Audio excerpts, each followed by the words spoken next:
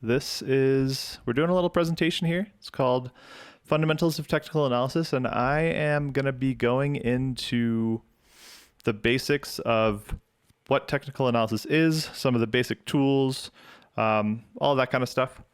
So we'll just get started with it. We're going to start with the sort of philosophy side of it, just kind of basically what it is, why it exists, how you use it. So the first thing to know about technical analysis is that it is not fundamental analysis. So sometimes people will ask me what I think of a given, coin or NFT project or something. And sometimes I've never heard of it before in my life, so I have no idea what to say. That would be more of a technical analysis thing. If I, said something like, the team is really awesome, they're all doxed,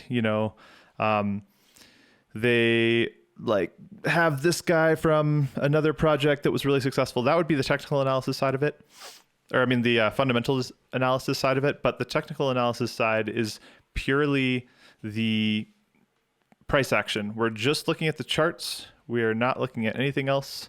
And we're just trying to figure out what do we think the price is going to do.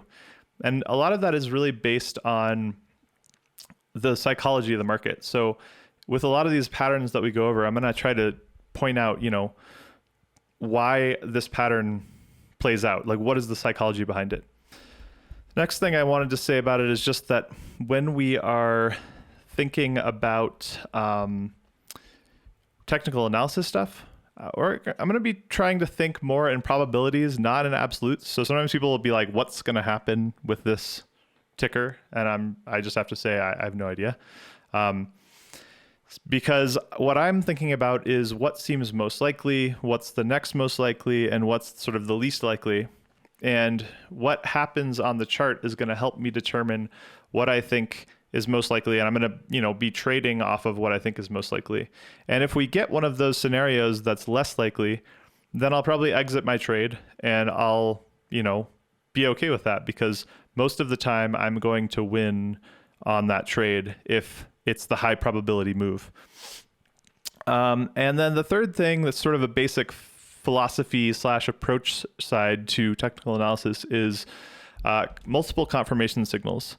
So you don't want to just be seeing one signal, like one pattern, one indicator, and saying, okay, all right, that must be bullish. I'm going to go ahead and, just buy into this ticker because I see that this pattern is starting to form, or there's high volume or something.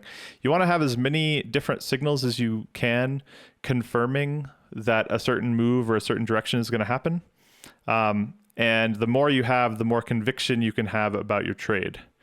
And then regarding trading, we're going to just talk a little bit about the trade philosophy. So the first thing, it sounds so obvious, but so many people don't do this. Have a plan for your trade. And I don't mean buy and then price go up. Your plan should be something like, I'm going to buy at this price. I'm going to exit my trade if this happens. I'm going to trim part of my position if this happens. I'm going to sell my entire position if this happens. So you should really have a trade plan for every possible scenario that could unfold. So we're going to go into some basic concepts. I'm going to show you some charts as well. The basic sort of concepts, fundamental ideas that you're going to want to learn about are trends. So that's probably the most basic idea, that and price levels.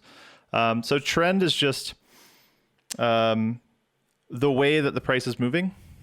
And the way that you kind of identify trends is with things like higher lows and lower lows. And I'll explain kind of what I mean by that. So let's look at this Ethereum chart here. And the way that you kind of identify a trend is you look for basically highs, like places where the price went up and then reversed, and also lows, places where the price went down and then reversed. So you can see right here, we have this candle right here, and it tops out at 41.57. Then the price reverses and goes down to 35.85. And then we go up again, and we've got a new high of 38.94. So you can see that this high right here, this 41.57 high, is higher than the 38.94 high. So this second high would be called a lower high because it's lower than the previous high. Pretty straightforward. And on the other hand, if we look at like an uptrend, like over here, you can see that this high right here is lower than the next high. So when you have an uptrend happening, you've got higher highs and higher lows. So your highs are continuously higher than the previous high, and your lows are continuously higher than the previous low. And when you've got a downtrend, it's lower highs and lower lows. There's also sideways action, which is the third kind of trend. And for sideways action, you basically have higher lows and lower highs. So here you can see we've got a high here. We've got a higher low, higher than the previous one down there. This next high is a little bit lower than the previous high. This low is a little bit higher than the previous low. So you can see the price is kind of zigzagging and becoming tighter and tighter. So that's that's the easiest way to identify a trend, and the way that I try to look at trends with like price action is in terms of like the higher highs and higher lows. And as I was saying, there's up, down, and sideways. And the main tool that you use on the chart to kind of identify this stuff is trend lines. And I actually have one drawn right here on this Ethereum chart. And when you draw a trend line, there's two different ways that you can do it. You can either use these are candlestick charts, which is what I recommend using for technical analysis. And for those of you who don't know sort of how candlestick charts work, you have the body of the candle, which is like the solid big part, and then you have the wick of the candle, which is these thin little lines. And the body of the candle is the open and close price, and the wick of the candle is the high and low price. So, and actually if you use TradingView, which is the website that I'm using right now, you can hover over a candle, and if you look in the upper left, you'll see something that says O, H, L, and C. That stands for open, high, low, and close, and it'll tell you what the prices were when the candle opened, when the candle closed, and what the highest and lowest prices were. Obviously, for a red candle, the open is always going to be higher than the close because, the price is going down. And for a green candle, the open is going to be lower than the close. So, you're going to start here and then close up there. So I mentioned these candles because when you're drawing trend lines, there's a couple different ways you can do it. One way is to have the line go along the candle wicks. So like if I were to move this line a little bit, let's just say I did it this one doesn't really work very well with candle wicks. Sometimes it works a little bit better. But you would want all of the touches on the line that you're drawing to touch the candle wicks and not the candle bodies.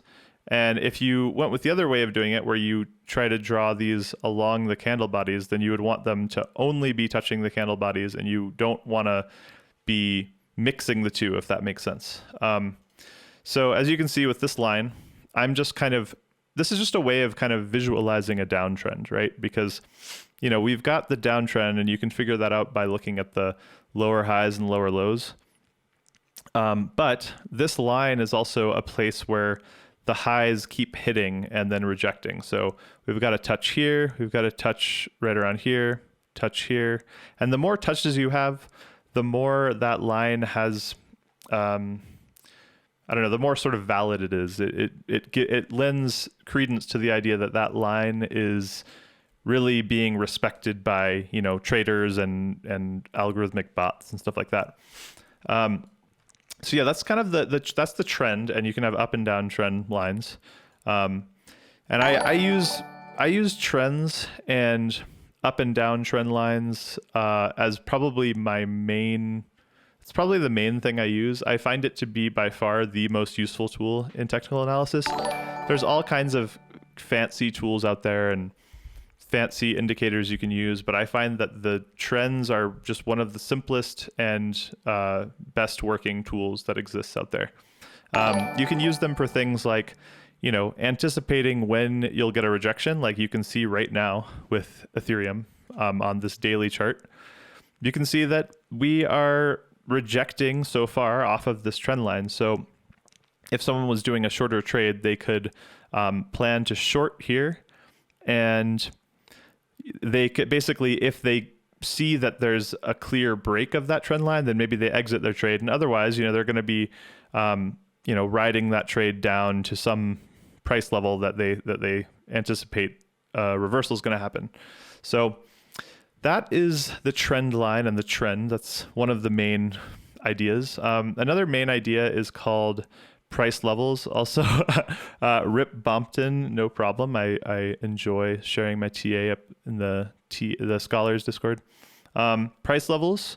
So price levels are just important prices, basically.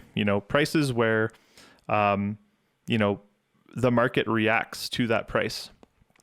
And prices where the price rejects, like where bulls are having a hard time getting past that price level, are called resistances. And prices where the bears are having trouble selling because the price is being propped up by the bulls are called supports. And if we look at like Ethereum, I've got this little indicator on that shows these little numbers, which is like highs and lows. And that can be actually a really good tool for finding price levels. So right here, this is a great example where, not all of these prices perfectly line up, but you can see that there's this price right here that goes down to this wick that goes down to 1700. And then we've got one that goes to 1718, one that goes to 1728. So you can see that like this is what I would call a support level, where when the price gets down to this level, the bulls are buying. They want to defend this level. This also, it just so happens, is a psychological level, which is the other thing I was going to talk about. A psychological level is a price level that is significant because it's sort of a nice round number. I have a great example of this for you. There is a great psychological level on Bitcoin, 69,000. You can see that as we got to 69,000, the price just hard rejected from 69,000. I think there's probably a giant sell wall on the order books that no one can get past, because everyone, I guess, wants to sell their Bitcoin at 69,000. There's also 66,999. That's another psychological resistance.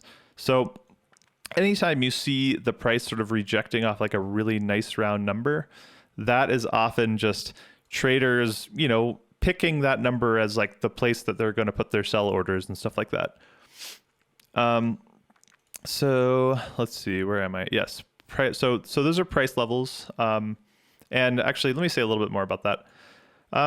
Price levels are just something where whenever you have price action, you tend to get the price moving in a direction and then sort of either reversing or stopping and going sideways.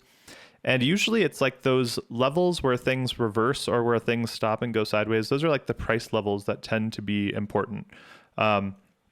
And generally speaking, when I'm sort of trying to anticipate where I think the price is going to go, like right now. So we've got this red candle, we're rejecting from this downtrend line. So the first level that I'm probably going to be looking at, like maybe the very first one to look at, is you could look at this little support right here. That one doesn't seem like a super strong one to me, so I'm probably not going to give as much credence to that. But if we come down here, we can see that the bears tried really hard to break this level, which is 65 or 2567. And you can see that there's these like lower wicks that dip below it, but there's never a candle close below that. So that means that if I was trying to anticipate where I think this price is going to go from here, I would first be looking at that level as sort of the first place where I think bulls might start buying if we pull back. So that's just like a really useful tool that can really help for like anticipating where you think the price might stop. And someone is asking, Killer Gamer 32123.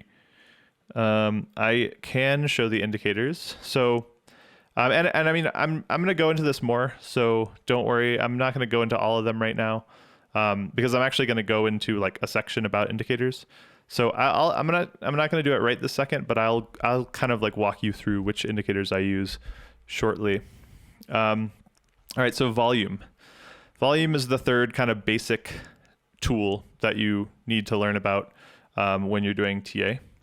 And let me just adjust my chart slightly here.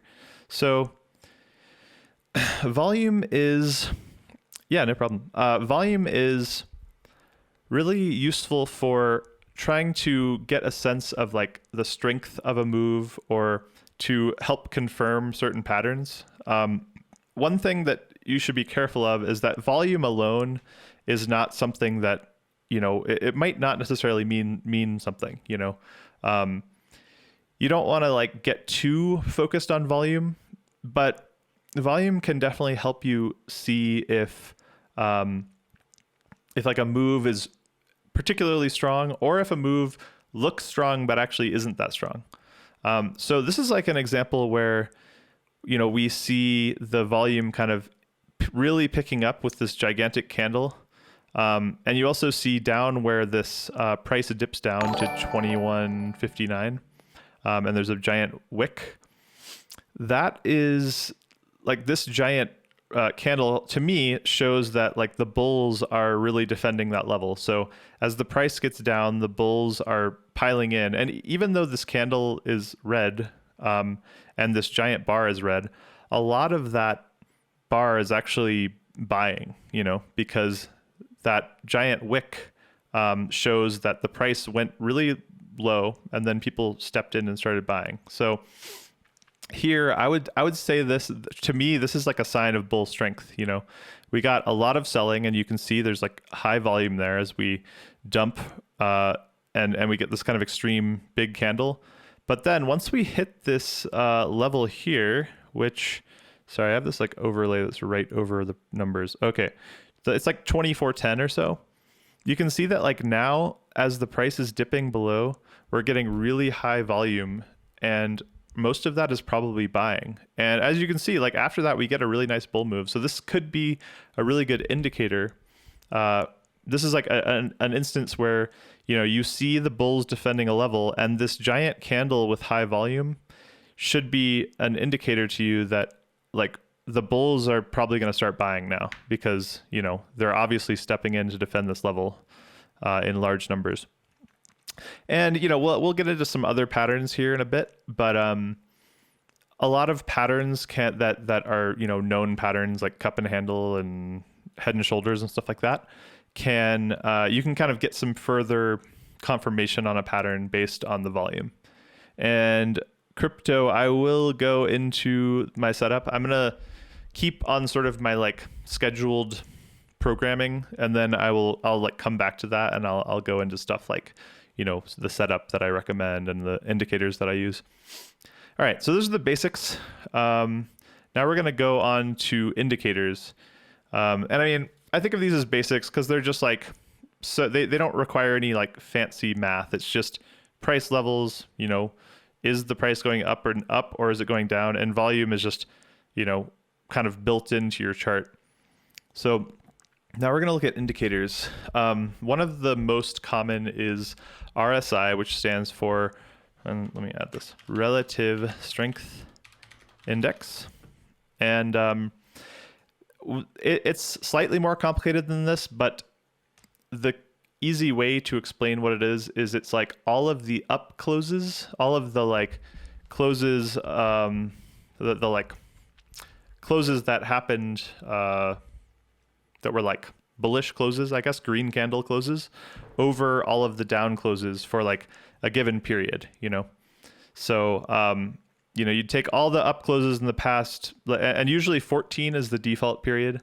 So if we're on the daily chart, then that would be 14 days. So it's basically all the up closes over the down closes within that 14-day period. Another thing that's really important to remember about the RSI, which I have been burned by this, and I think a lot of people mistakenly look at it this way, but when you are looking at RSI, you don't want to just focus on on it as being overbought or oversold, you know, because when you look at the RSI, and here it is on this chart here, RSI basically has it's like a scale of 0 to 100. And there's usually this little, you know, highlighted area in the center. And it's considered that if you go above 70, then the price is what we call overbought. And if we go below 30, it's what we call oversold. So sometimes people use it as an indicator of, you know, when they think a reversal is going to happen. A good example of that is right down here where we get that really big dump, and then we get that really big candle with a lot of buying and the price reverses. You can also see that the price like dips pretty far below 30, gets down to about 20 or 21 or something like that, and then it reverses. And similarly, when we get to this top up here, this 48.67 top, we're just scraping the very top of the overbought section, the overbought line. And if we go back further, you know, you can see little places where the price actually goes above that line. But it's important not to think of it so much as like overbought and oversold, and instead to think of it as exactly what it sounds like, a strength indicator. So here, for example, we see that the price gets overbought. You know, this is 80. So it's about like 10 points, I guess, above 70, which shows that it's considered overbought. But if you were to like sell here, if you were to short, then, you know, you wouldn't really make much profit, and you'd probably end up getting screwed when these giant candles happen. So the way that I like to think of it is as a strength indicator that, you know, when you get a really, really strong run, this shows that the strength is really, really high, and that you can probably expect more momentum in that direction. So that's one of the reasons that I don't like to anticipate a reversal so much as I see signs of reversal happening and then I enter the trade. So because like this is another good example where if you're like, hey, look, the price is overbought, it's at 83, I'm gonna like short ETH, then you would get totally wrecked. And it actually takes until this sort of second big pump before we get the really big pullback. Drewski says, does volume indicator vary heavily on which exchange's chart you're looking at, or is it pretty much the same across all the exchanges? That's a really good question. I haven't noticed that much of a difference. I think that it's kind of one of those things where like on average, people are going to be buying and selling around the same times, regardless of the exchange. But there can be events. I've noticed sometimes, for example, that if there are, you know, weird issues with an exchange, like if they have an outage or something, then that can lead to like volume that's really interesting and unusual on one chart, but not others. So yeah, RSI. I feel like that kind of explains the basics of how to look at it. I really think it's just important not to get too attached to the idea that when it goes below the line, it's oversold and you should buy, and when it goes above the line, it's overbought and you should sell. Instead, think of it as this is showing me how much strength there is, you know. Another thing to remember that's important is that you can actually draw trend lines on the RSI graph. I think people forget this sometimes. They may not realize that trend lines actually do work on the RSI graph. And one of the ways that you can kind of use it is that sometimes when you draw a trend line and it breaks, then you get a lot of follow through. So let's draw it like this. So like here, for example, you see that we break this trend line and then we get a lot of momentum, like a lot of buying pressure that suddenly happens. So, you know, it can be really helpful to basically draw trend lines on your RSI chart as a way to detect like when reversals are happening and stuff like that. And what else was I going to say about RSI? I was going to talk about divergences. So there's a thing called a divergence on the RSI. And a divergence is when, let's see if there's a good example of one on here.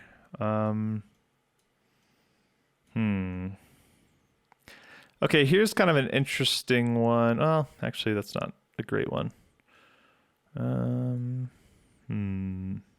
Okay, here's no, that's not a good one either. I'm gonna have to like find a good divergence. I'll tell you what it is to start, and then hopefully I can like find a good one. But basically, a divergence is when you have a trend in the price action that's going a certain way, but then you have a trend in the RSI that's going a different way. Let me try a different chart because I'm not like finding very many clear ones here on the ETH chart, but maybe I can find one elsewhere. I might have to refer to like, pulling up some website that has one because I'm just not finding one right now. Well, okay, here's one, but it doesn't actually end up sort of playing out into anything meaningful. But here you have like an uptrend happening, but then you start to get actually lower highs and lower lows on the RSI. In this case, it doesn't really signal some kind of like big dump or anything, but basically the RSI divergence is when the trend of the RSI line is counter to whatever the price action trend is. So that's something to keep in mind, and it's one of those things that, like I was saying, it's just one confirmation of something. So if you're like, I think that like we might get a dump soon, and you're seeing, a reversal pattern, and you're seeing a bearish divergence in the RSI, it's like that would just be one more thing that could kind of clue you into the fact that maybe you're going to get a reversal. All right, that was more than enough on RSI. So let's go into moving averages. Moving averages are one of the other just main tools that get used. Oh, did I just mess up my camera? Hold on, let me look at this. I just like bumped my camera. Okay, it looks fine. All right, so what was I talking about? I just totally lost my train of thought. Moving averages, that's what I was talking about. So moving averages it's a pretty simple idea. It's basically just the average price over a period of time. So you just take the average price of a given like period. So let's just say we use like a 20 period and we're on the hourly time frame. That would mean that the 20 period moving average is the last 20 hours of price action averaged to one price. So it's used as a way of essentially like smoothing out price action. So you can kind of see like what is the general trend. One of the really good ways for using moving averages is to get a sense of the strength of the market as a whole. So for example, if we look at like ETH on the daily time frame, these are all different moving averages, and these are actually sort of like the four most common moving averages. This yellow one is the 20 period. So because we're on the daily chart, each candle is a day, so that's 20 days moving average. The orange one is a 50-day moving average. The blue one is a 100-day moving average, and the purple is a 200-day moving average. And I would say that those are like the most kind of classically used moving averages. There's also the 12 and the 26 period moving average, and that's what's used in MACD. And someone was asking about MACD, which I'm going to get into in a little bit. But let's take a look at this these moving averages on ETH, because it's, we can just kind of see some real world examples. So one thing that the EMAs can tell you is the slower the EMA, so like the 200 period EMA is like the slowest. It's like the average of a bunch of price actions. So here we see that the 200-day moving average is going up. And you can see that, the steepness of the line gives you an idea of how strong the trend is. And then eventually now we're kind of starting to see that purple line go sideways and start to kind of change direction. if we look at the 100-day moving average, we see that the line is going up, and back here around January, it started to actually change direction and go down. Then if we look at the 50, the 50, so the orange line, then we see that it turned bearish even sooner. And then finally the yellow, the 20 period, like turned before everything else. So at any given time in the market, if you just kind of look at the direction that the moving averages are going, that will give you an idea of sort of like how bullish or bearish things are. And right now, 3 out of 4 of those are bearish, and 1 is kind of right on the verge of like turning. So, you know, in general, I'm going to like look at this as a bearish time in the market. The other thing you can look for when you're looking at moving averages is you can look for every time the moving averages cross each other. So let's find some examples here. So here's a good example. You've got the 20 period below the 50 period, and then they actually cross. So here, the faster EMA, the 20 EMA goes above the 50 period EMA. And it shows that there's sort of like a reverse of momentum. Like now we're, you know, the faster EMA is like picking up steam and crossing the slower EMA. So you can see that like when you get different reversals in the price, you sometimes get the crossing of different EMAs.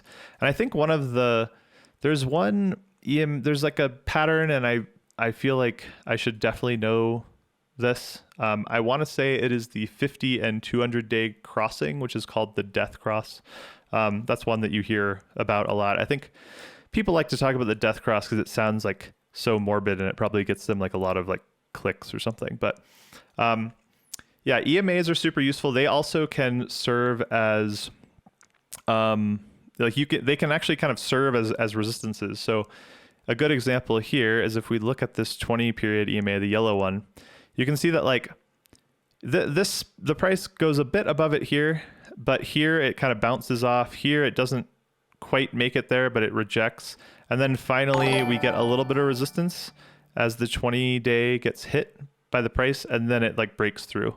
So EMAs or MAs are super useful. There's also there's 2 different kinds of moving averages. These are all what we call simple moving averages. So these are it's just the average price over a set period of time. But there's also what's called an exponential moving average, and that's this set of moving averages. And it's actually pretty close to the simple moving averages. Like you can see that it probably looks kind of chaotic, but they're like fairly close to each other. The difference between the two is that exponential moving averages give more weight to recent price action, whereas simple moving averages just give you the average, and they don't put special weight on one like price or another. Let's see, what else do I have on my little list? Yeah, so I think that's pretty much it for moving averages. Bollinger Bands is in the same kind of category as moving averages. So Bollinger Bands are, let's see if I have any. It's basically a 20 period moving average in the middle, and the lines above and below are like one standard deviation away. So, oops, did not mean to do that. Okay, let me get back to my ETH chart. My bad. So the idea here is that 95% of price action should happen within these bounds. So you can use it for things like kind of detecting when you think a reversal is going to happen. Like if the price gets way below the Bollinger Band, then oftentimes you'll get a reversal. Or if it gets way above the Bollinger Band, you'll oftentimes get a reversal. It'll also kind of like the price will ride the top or bottom of the Bollinger Band sometimes. And it will also kind of bounce in between like the top or bottom band and this like center 20 period moving average. So it's a pretty useful one. And see, if I turn on my moving averages, the 20 period moving average is exactly in the middle of the Bollinger Band, because the center of a Bollinger Band is just a 20 period EMA or 20 period moving average. Let's see. So I don't have too much more to say about that one. And this is kind of getting into some of the like more like fancy indicators. So Fib retracement. This is basically using the Fibonacci sequence, like the golden ratio essentially, to look at some kind of move, like whether it be a bull move or a bear move, and measure from the top to the bottom of that move. And using these Fibonacci percentages, so it's like 0.23, 0.38, 0.5, 0.618, 0.786, you use those to kind of anticipate, for example, how big a bounce might be, or to anticipate how far you think the price is going to pull back after a big bull move.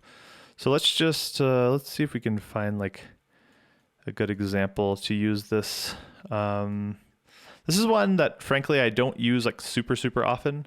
It's a really powerful tool, but it's just one that I'm not really in the habit of using much. So let's see. So if we were to measure from the top of this dump to the bottom of this dump, then we can kind of see that like you're basically trying to measure like how far you think the price is going to bounce based on those levels. And in this case, it actually doesn't like match up super well. For example, you know, the price kind of reverses in the middle of these two, and here it bounces a little bit below the 0.236. So I don't know. It's not like a perfect thing. Here you can actually see like a clear bounce off of this like 0.236. And here that happens again, but it becomes like a resistance instead of a support. That's the general idea of it. I don't use it like super often, but some people use it a lot, and it can be really powerful. There's also something called the golden pocket within the Fib retracement, which is the area between 0.618 and 0.65. That's this little tiny piece right here. It oftentimes is an area where the price will like reverse or go sideways. So it's like an area that people watch a lot when they're looking at Fib retracements. Thought I would check and see if it like works better if I use the candle bodies. Oh yeah, okay. So actually this one works a little bit better if I take the wicks out. So just like with trend lines, you know, you can choose to draw your Fib retracement from like the candle body to the other candle body, or you can use the wicks. And in this case, if I use the candle bodies, then you can see that the price actually rejects a couple times from this 0.382 level. So it does actually prove somewhat useful in anticipating like how high the bounce might go. So that's Fib retracements. And then MACD, someone mentioned MACD. And MACD is a very useful indicator. Let me add it in here. MACD.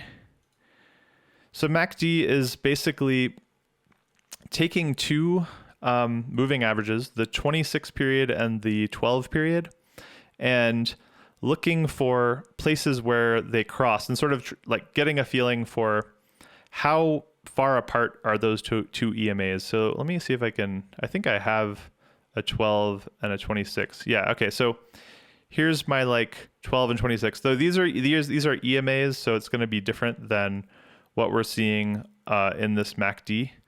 But essentially what you're looking for when you use the MACD is you're looking for crosses of these two moving averages. And that's sort of supposed to signal like a reversal.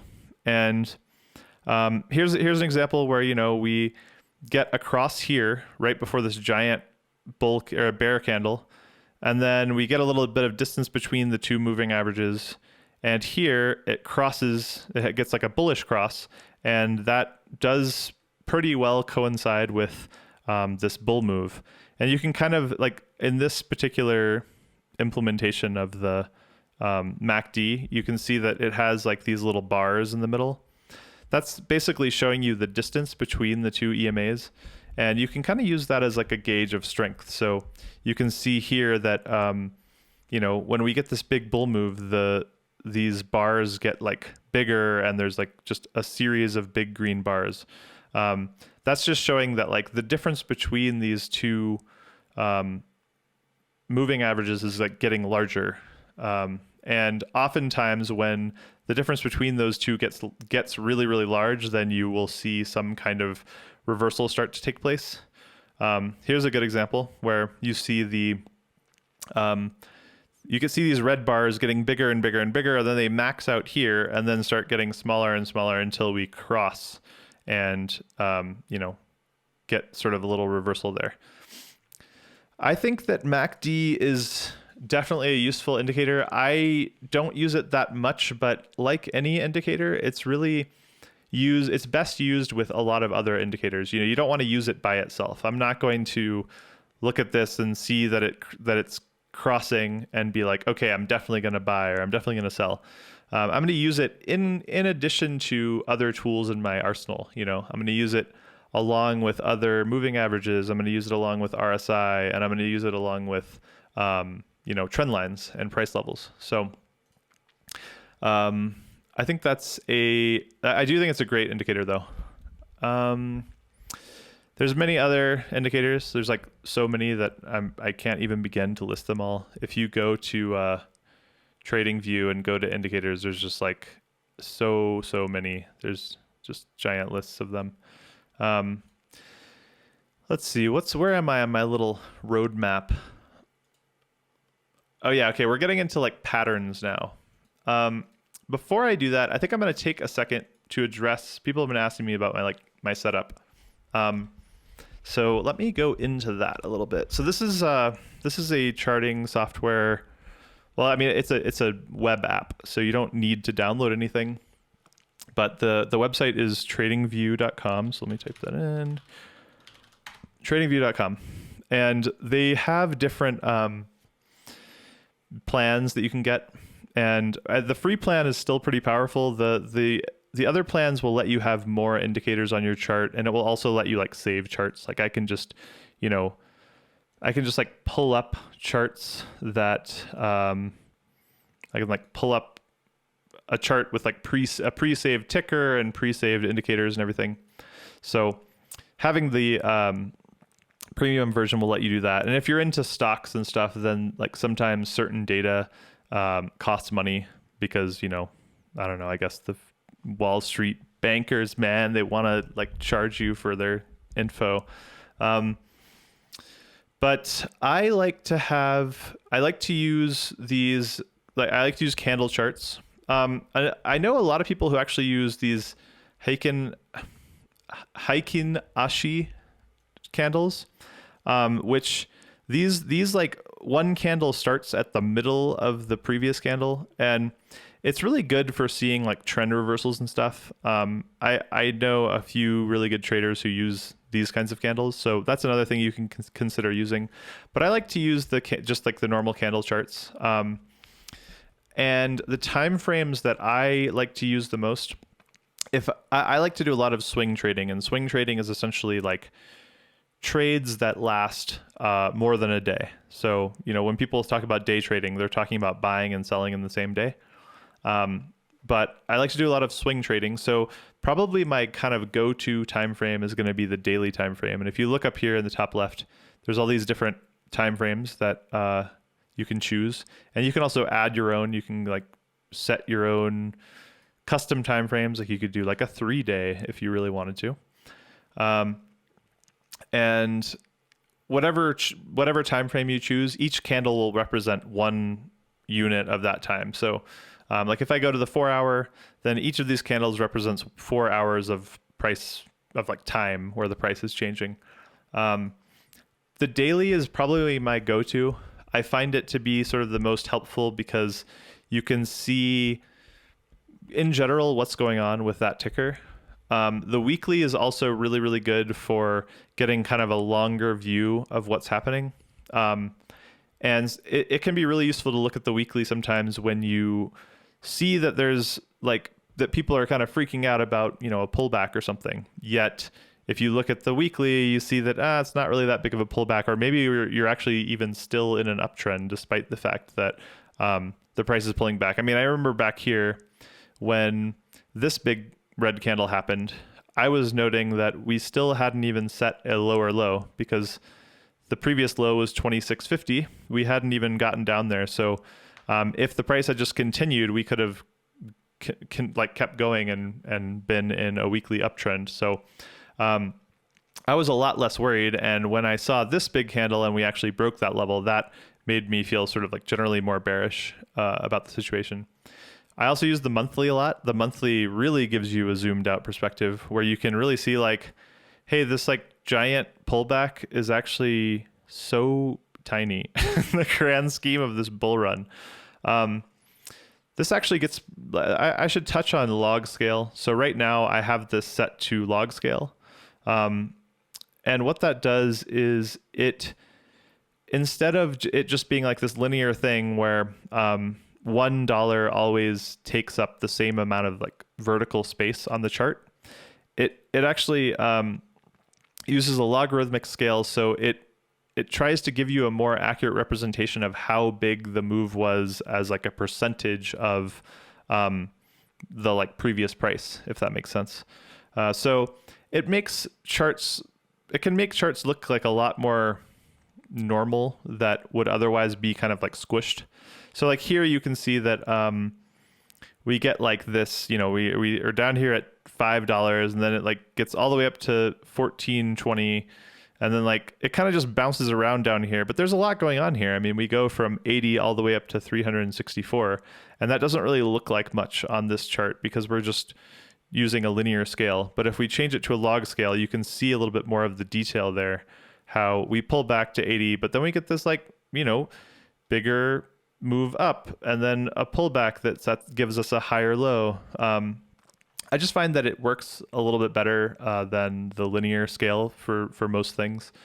If I'm doing day trading, then 15 minutes is my kind of go-to.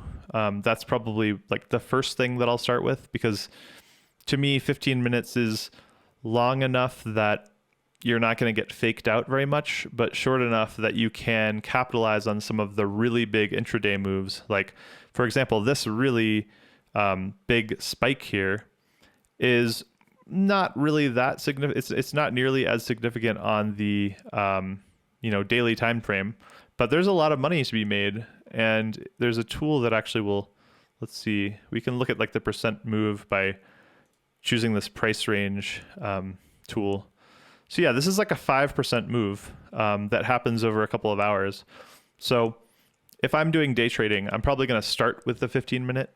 Once you get below 15 minute to like the 5 minute and like the 2 minute, it can still be useful, but I find that there's enough noise that it starts to just be chaotic and it becomes a lot harder to trade off of.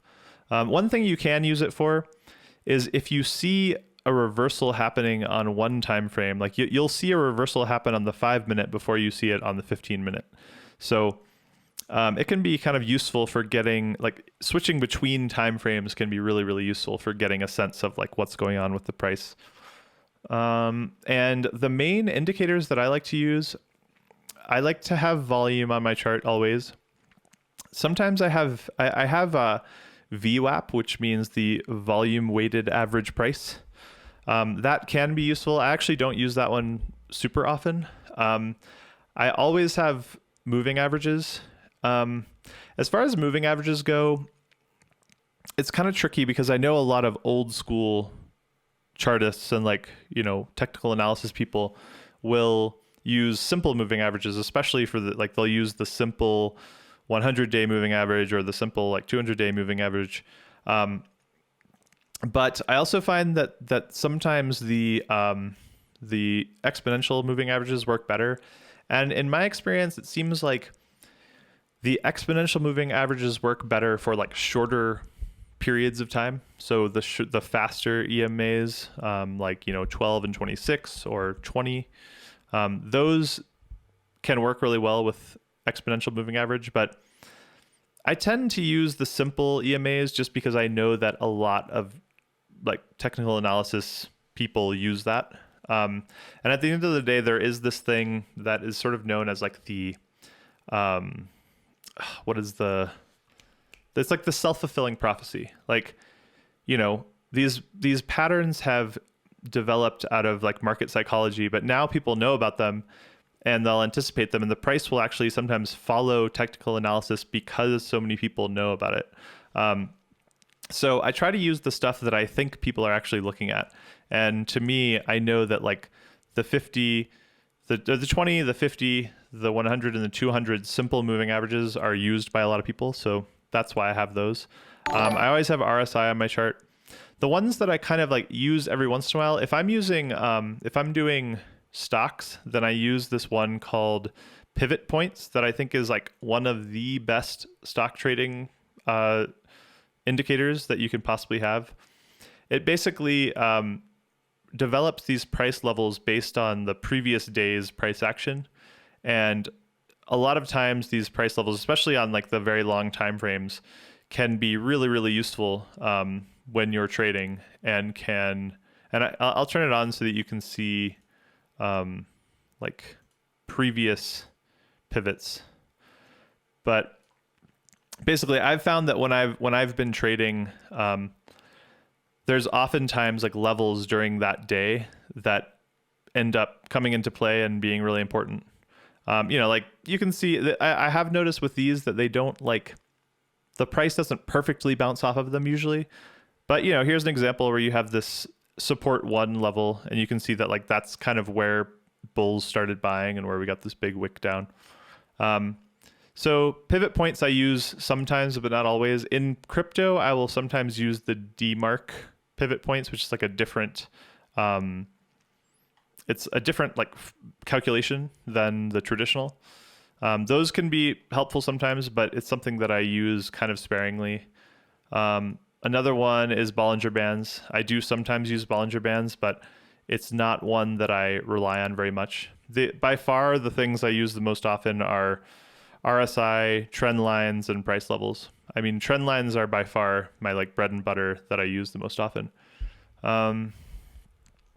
Just trying to think if there's anything else setup wise. Oh yeah, this one, this indicator that has the little numbers that show the like price levels where the price like reversed. That's called pivots high low, and I like to have it set to 5 for the length high and length low. And this one is just really nice because it actually, I was just realizing today that I should make these bigger so that people can see. Yeah, now you can really see those levels. This is like a super, super useful one. It might be like one of the most practical things you can add to the chart, because then when I'm trying to figure out, when I'm talking about like price levels in a video or something, I don't have to like hover over that point and then like look at the y-axis and be like, that's like 38.50. I can just look at this giant like fucking number. So that's nice. All right, so I'm going to move on to this last. I have just a couple more things here, and then I'm going to probably take some questions. So we've been over like some of the basic philosophy. We've been over some of the indicators, and getting into some of the more complicated indicators. And now we're going to get into like patterns, and these are actual patterns that play out in the price action and that you can kind of look for. And there's usually a psychology behind them, which I also find pretty interesting. So it's important to realize that none of these patterns work 100% of the time. And some of them, in my experience, like really don't work very often at all, frankly. Like I'm notoriously skeptical of every Head and Shoulders. Wednesday asked, what moving average do I usually use? I generally have those main 4, the 20, 50, 100, and 200 period. Those are the ones that I use the most often. Sometimes I will switch over, especially if I'm doing some kind of day trading, or if I'm just trying to get extra detail, then I will sometimes add in these 12 and 24. Or, you can even go as low as like 4 and 8, to just kind of that'll tell you stuff like if there's like a really, really strong uptrend, then it will be like above the 4 period, and you can kind of use those faster EMAs as a way to tell like how strong a trend is. But I would say my main answer to that is 20, 50, 100, and 200. Those are the moving averages that I like to use the most. And yeah, I'll post the PowerPoint file as well. So let's go into these patterns. I'll post them somewhere in Sneaky Ninja Pants Discord. All right, head and shoulders. So head and shoulders is a reversal pattern. The ones I'm going over now are all reversal patterns. I know I'm probably going to be so bad at like finding one because I feel like I never actually like pay that much attention to them. But let's look at some of these more detailed time frames and see if I can find one. If I can't, I'm probably just going to pull something up online because that's like the easier way probably to do it. Yeah, I'll just pull something up online. Let's see if there's like a chart patterns thing. Oh yeah, head and shoulders. Yeah, so basically a head and shoulders is where you have, and there's a psychology behind this that kind of makes sense. So you get like a high where the price goes up and then reverses and pulls back. And then it like stops at this point that's called the neckline. And then you get the second phase, which is called the head, which is higher than the first shoulder. So it goes up and goes a little higher. Then it stops again at the neckline and goes up for a third time right around the same level as the previous shoulder. And you should be getting like decreasing volume as you go. So you have like the highest volume the first time, then lower volume than the first one on the head, and then the lowest volume of all on this right shoulder. And usually after that, you get like this bear break. And this is like a really common pattern. And personally, I have seen like so many head and shoulders that don't actually reverse. So I'm a little bit skeptical of them, but some people like swear by them. So it's definitely a good pattern to know. And it's just one of those, like, if you think about the psychology of it, you know, you can think about it this way. So you get this like high, and then you get like it goes even higher, but with lower volume. So that's like a little bit less conviction from the bulls. And then you dump back, and then it's sort of like the bulls try one more time, and they just don't have the energy to like break below that previous shoulder. You can kind of, I try to think of it as almost like, it's almost like someone is trying to like climb higher, but they keep like sliding down, and then they eventually just give up, you know. That's kind of the way that I think about it. And I was trying to find a good example of it. There's got to be one somewhere.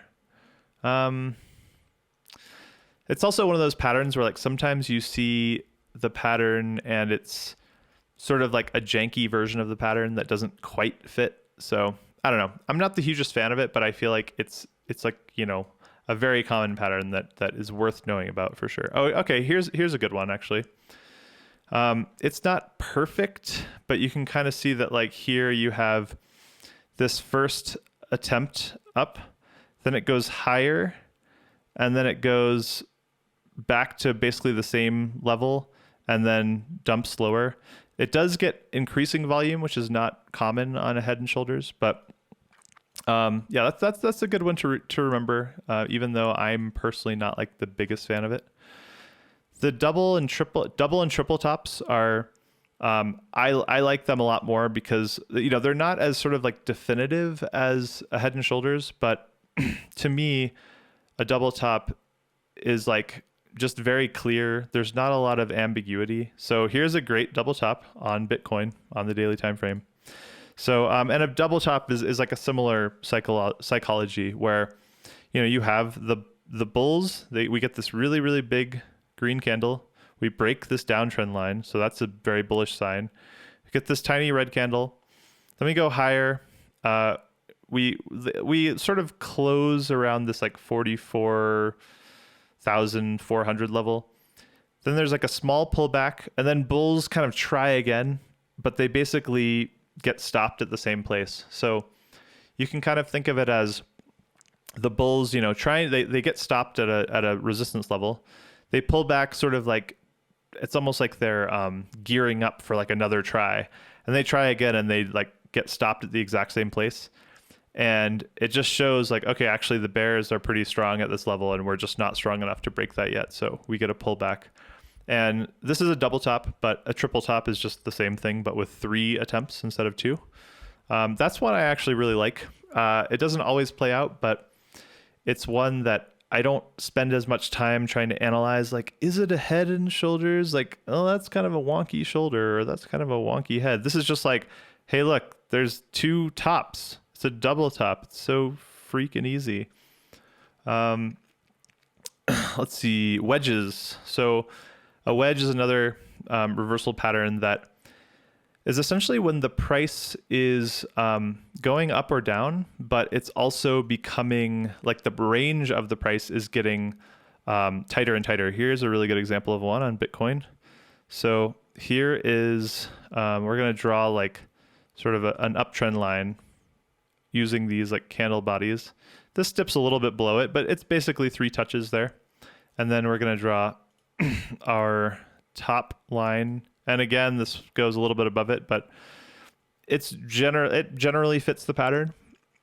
So you can see that like the highs or the lows are getting higher, right? So, and the highs are also getting higher. Like this is an uptrend technically, but you can also see that the price range is getting tighter. So like the difference between the highs and lows is getting closer and closer together.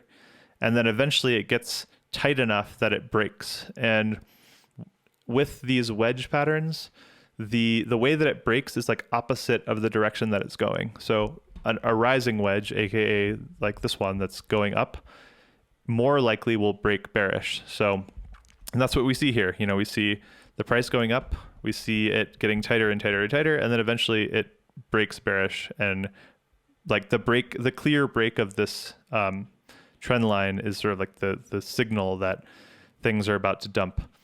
And a falling wedges is the opposite. You know, it's the price. Actually, maybe you could, this is not as clear of one, but you could maybe look at this as one of those where you have like these, you have sort of the price range getting smaller, the price is going down, and then it reverses and breaks out to the upside in this case. So those are sort of 3 of the most common reversal patterns. I think there might be others, but those are like by far the most common. And then a continuation pattern is one where, you know, you've got the price going a certain way, and instead of it reversing, it, you know, does something and then continues going in that direction. So the first one is like bull and bear flags or pennants. And I'm going to show you these on this site because they can be kind of hard to find. It can be hard to find like both the flag and pennant in the wild on short notice. So basically both of these are a pattern where you have like a trend happening, then this pattern occurs, and then you get the continuation. So a bull flag is one where you get where the price range doesn't really tighten, you know? So if you can see here, we have like the price going up, and then we get this small channel of like downward price action, and then it breaks out to the upside. And then the difference between a flag and a pennant is that the pennant actually gets a tighter price range. So like we're going up, then we get this sort of sideways action, and we see that the price range is getting tighter and tighter, and then eventually it breaks out and continues in the same direction that it was going in before. That's another really common one that you'll see on the charts a lot. And I'm sure there's like some examples of that. Here's like a good example of one is, let me like zoom into like the 4 hour here, because some of these patterns are a little bit harder to see when you're on the really long time frames. But wait, where was that thing? Oh God, now I've lost it. I think I was looking at like this bull move maybe. Let's try 12 hour. That might be enough. So, I mean, this is kind of a good example right here, where you basically have this like period where the price, like this is probably still not like high enough definition, but it's basically where you have the price going up, and then it kind of goes in the opposite direction for like a very short period of time without a lot of conviction and then keeps going higher. Sorry, that's like a really bad example. I'll have to find a better one.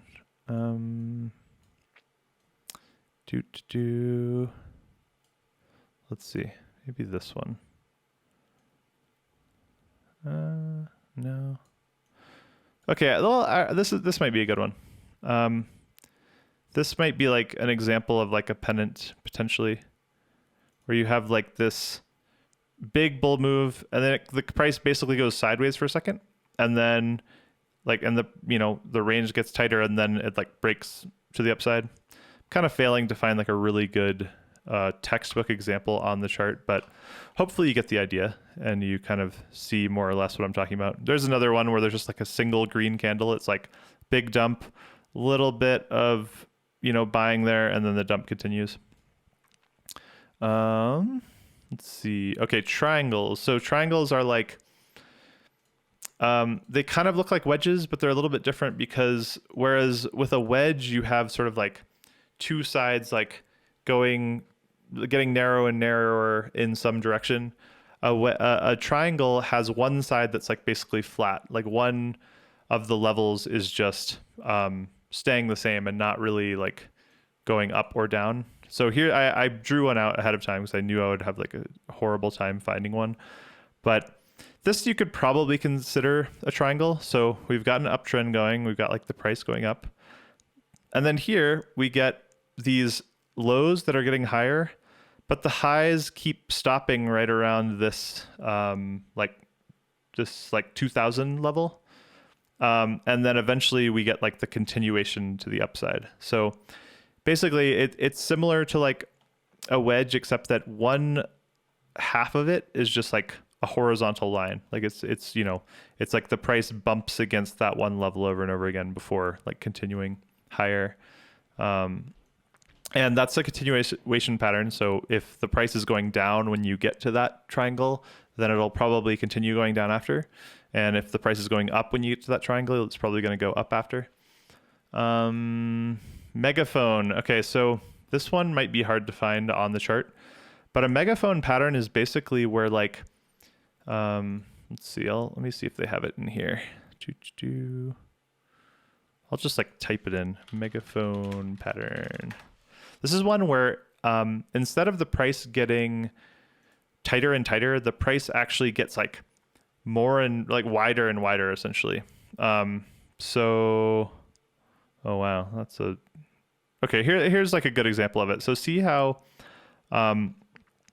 you have the price like going up, it hits a high, then it goes back down and hits a low, and then it goes even higher and hits a high, and then even lower and hits a low. It's like a widening pattern. And this is one that can be really, really good to trade once you recognize it, because you can essentially, be shorting at these tops, or you can be buying at these bottoms, and you're going to get like a really, really big move out of it.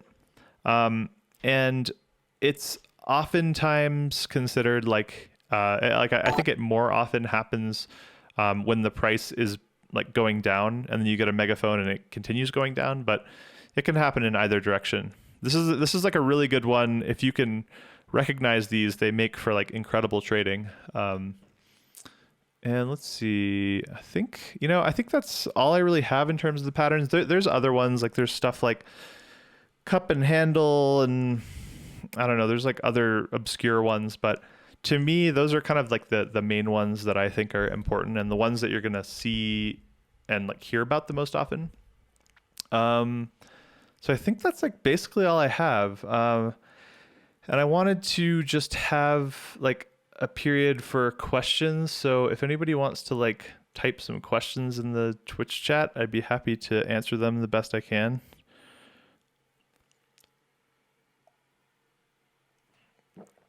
And also, just while I'm waiting for questions to come in, thanks to Sneaky Ninja Pants for having me.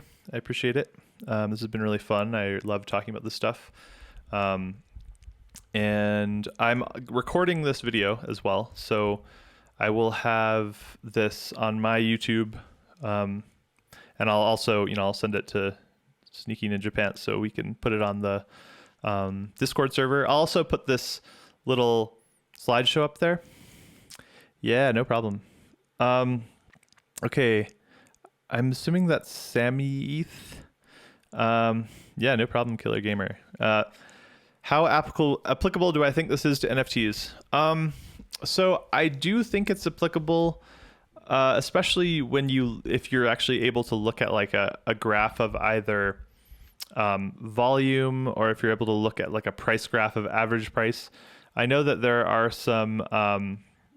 there's a platform called Parsec that exists that will let you get pretty granular with some of the data visualizations for looking at NFTs. I think that it's always going to be harder to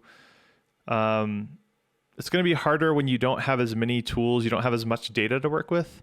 I will say that a lot of the same ideas that go into trading, like trading stocks or trading like altcoins, a lot of those same ideas do apply to NFT, especially like the psychology side.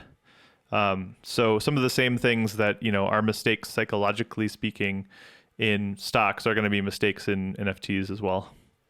There is some software that displays that info. Yeah, I was going to say Parsec and a few others. Yeah, so it does exist. I would say that like the main thing is just that it's a little bit different of a world because the non-fungibility is what makes it different. When you have a stock, it's a fungible asset. So two shares are two shares, and it doesn't really matter which two shares you have. Whereas with NFTs, you could have a sale of like a one of one that is really high and like brings the volume way up, and that has a different effect on the chart than when you have something that's fungible and a bunch of people pile in to buy it. So it's a little bit different, and I'm personally trying to experiment with different ways of charting like NFTs, and I think once I've had some more time to play with stuff like Parsec, I might do another video or another presentation where I go into like, okay, this is like what I've learned from applying the technical analysis stuff to NFT projects. You can use it for like tokens. So, CyberKongs has like the banana token. Some exchanges have their own token. So sometimes that can tell you a lot. I know like AXS can tell you a lot about the Axie Infinity ecosystem, for example. And that's something that you can like use all the same charting software to do and to analyze. But yeah, I don't know. Does anybody have questions, or should I just stop it there? If you have a question, I'm gonna wait like a couple more minutes, and like maybe like 2 minutes. And if I don't get any more questions, or if like questions just kind of stop coming in for a little while, then I'll wrap it up. Yeah, Kongs are amazing. I mean, obviously I'm biased because, my moniker is Neil Kongstrong and I have a Kong as my avatar like everywhere. But if you don't know about CyberKongs, you got to get with the program, let me tell you. Yeah, I'm glad I could do this, and I really hope it was enjoyable to people. Feel free to, if you have like feedback, critical or constructive or positive or negative, whatever, I'm down to hear it and try to do a better one next time. So yeah, let me know. I'm happy to hear any feedback. Thanks again, Sneaky Ninja Pants. You rule.